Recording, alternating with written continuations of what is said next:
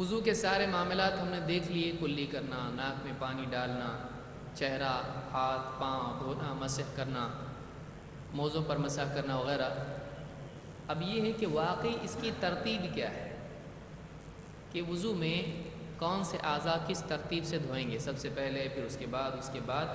تو یہ جو ترتیب ہے واقعی وہ ترتیب کیا ہے؟ کیا یہ ترتیب اللہ کے نبی صلی اللہ علیہ وسلم سے ثابت ہے یا نہیں؟ یہ ہم کو دیکھنا ہے۔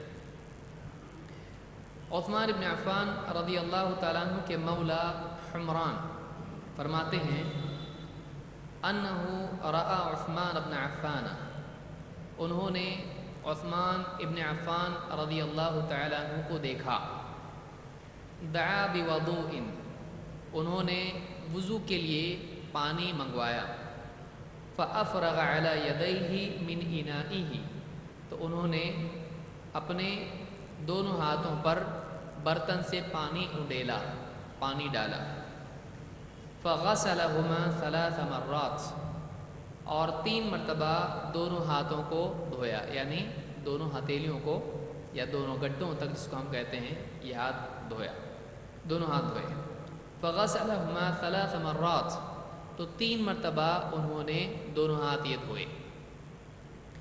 ثم ادخل یمینہ فی الوضوء، پھر اپنا ہاتھ پانی میں وضو کے ڈالا، ثم تمضمض واستنشق واستنثر، پھر 3 کام کیے۔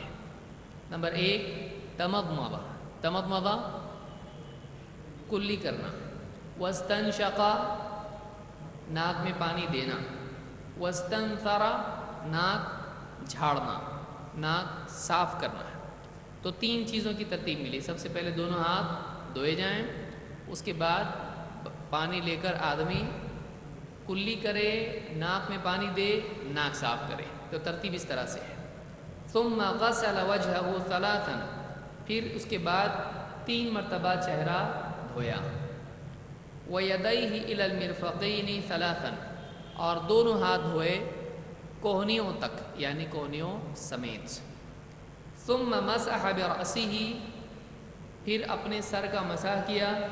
ثم غسل کل رجل 3، پھر اس کے بعد اپنے دونوں قدم، ہر قدم کو 3 مرتبہ دھویا۔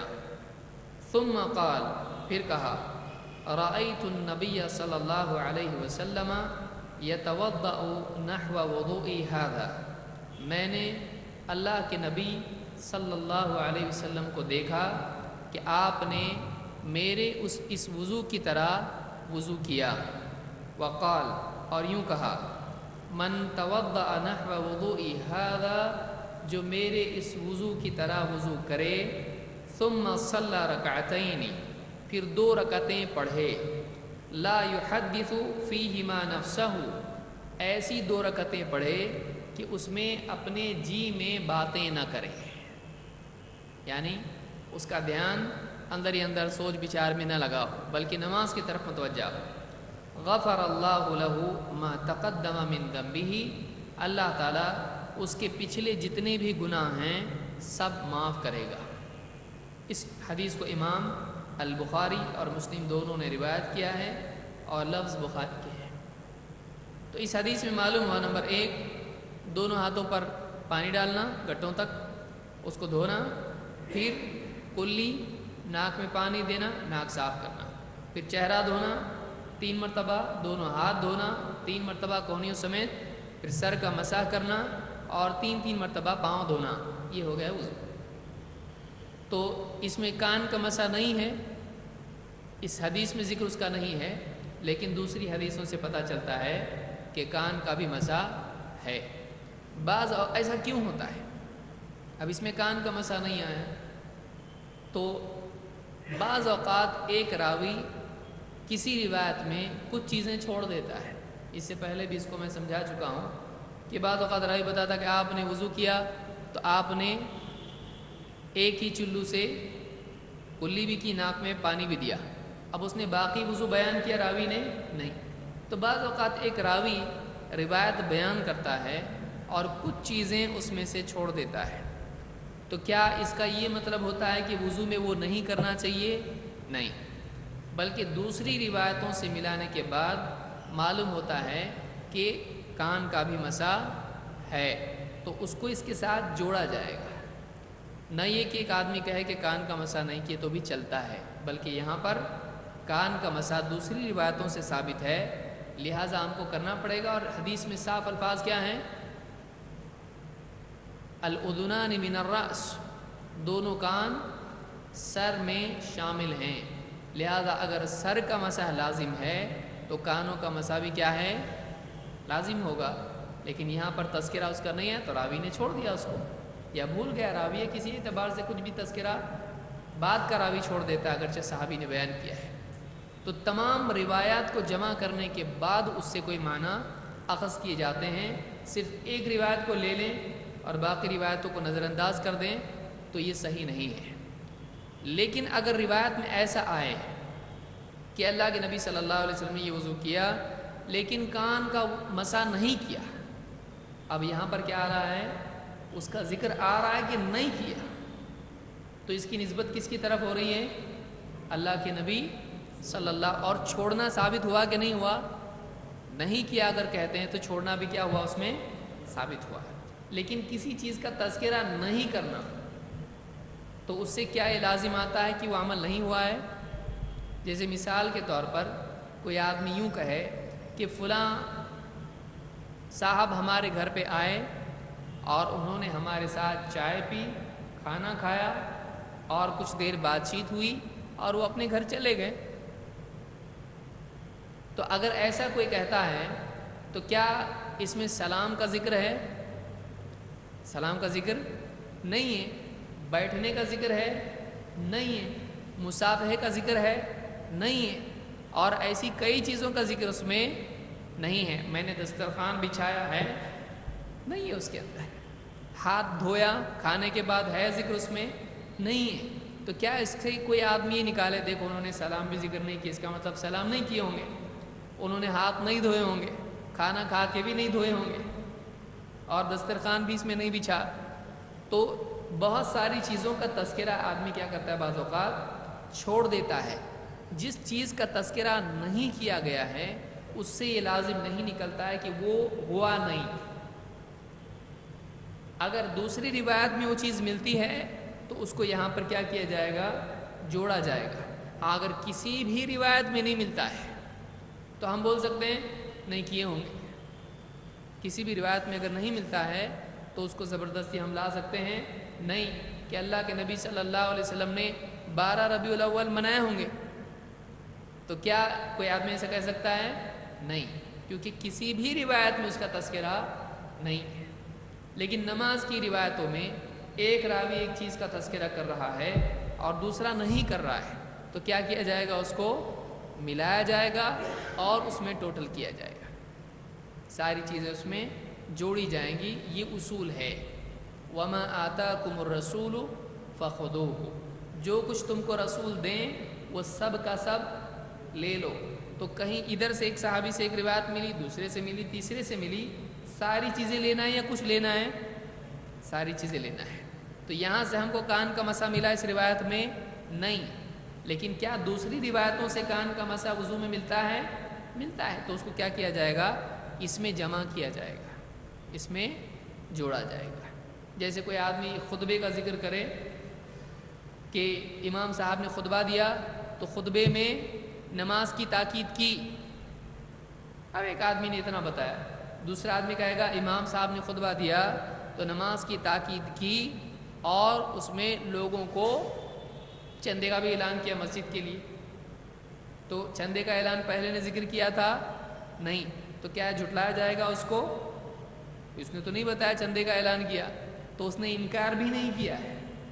اب اگر یہ کہتے ہیں، ایک بیان کرنے والا کہے کہ امام صاحب نے نماز کی تاکید کی اور چندے کا اعلان نہیں کیا، اور دوسرا بول رہا ہے کہ امام صاحب نے نماز کی تاکید کی اور چندے کا اعلان کیا، اب کیا ہو رہا ہے؟ دو میں سے ایک کی بات لینی پڑے گی، ایک کی بات، کیونکہ کیا ہو رہا ہے؟ دونوں کا تضاد ہو رہا ہے، باتیں دونوں کی کیا ہو رہی ہیں؟ ٹکرا رہی ہیں۔ یہ ایک الگ کیس ہے۔ اور اگر ایک آدمی تذکرہ نہیں کرتا ہے اور دوسرا تذکرہ کرتا ہے تو کیا اس نے انکار کیا ہے؟ نہیں، اس نے انکار نہیں کیا۔ اگر آپ سے پوچھے آپ نے کیا کیا آج، آپ کہیں گے میں گیا مسجد میں اور جا کے درس میں شریک ہوا، درس میں میں بیٹھا اور آیا۔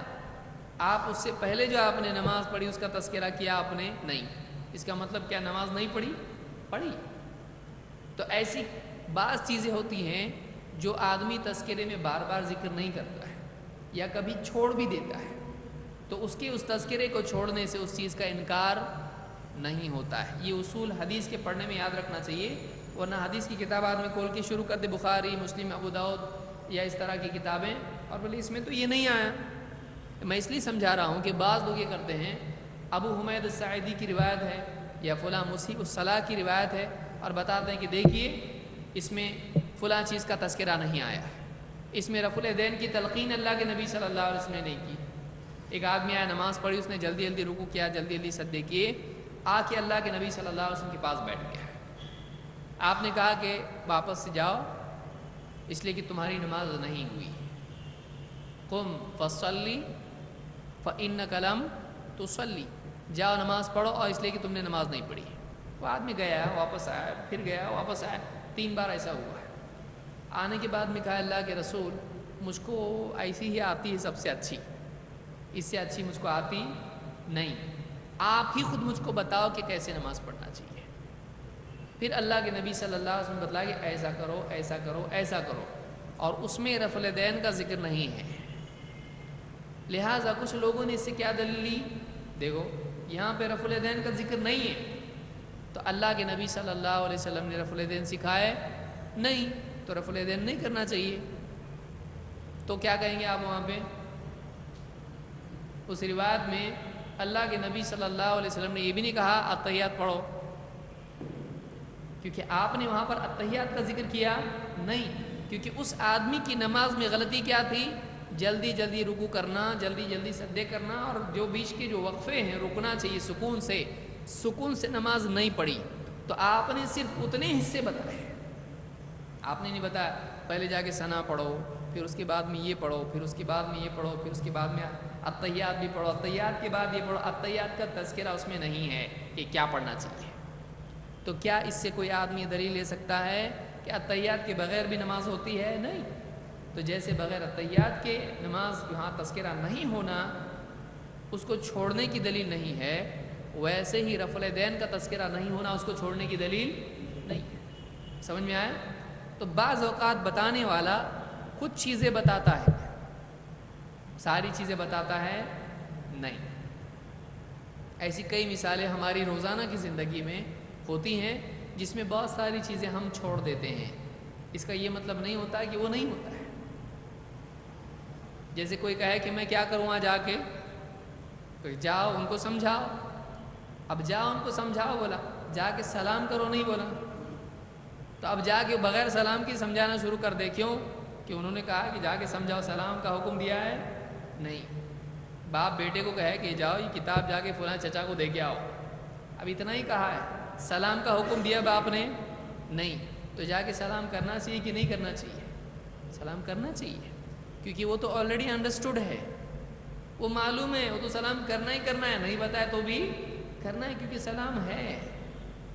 تو ایسی کئی چیزیں بعض اوقات تذکرے میں نہیں آتی ہیں، اس سے یہ استدلال کرنا غلط ہوگا کہ وہ چیز نہیں کرنا چاہیے یا نہیں کرے تو بھی چلتا ہے، اس کو یاد رکھیے۔ تو یہاں پر اور کون سی چیز کا تذکرہ نہیں ہے؟ ایک تو پہلی چیز میں نے بتائی کون سی؟ سر کا مسح۔ اور کیا نہیں ہے یہاں پہ؟ داڑھی کا خلال، داڑھی کا خلال ہے نہیں۔ اور کیا نہیں ہے؟ انگلیوں کا خلال، ہاتھ اور پاؤں کی انگلیوں کا خلال اس میں موجود نہیں ہے۔ تو اس سے کیا مراد لیں گے ہم لوگ کہ نہیں کرنا چاہیے؟ کرنا چاہیے۔ کیوں کرنا چاہیے؟ دوسری احادیث میں اس کا تذکرہ موجود ہے۔ لہٰذا بعض روایات میں کسی عمل کا ذکر نہ ہونا اس کی دلیل نہیں ہے کہ وہ عمل چھوڑ سکتے ہیں، یہ اصول یاد رکھیں۔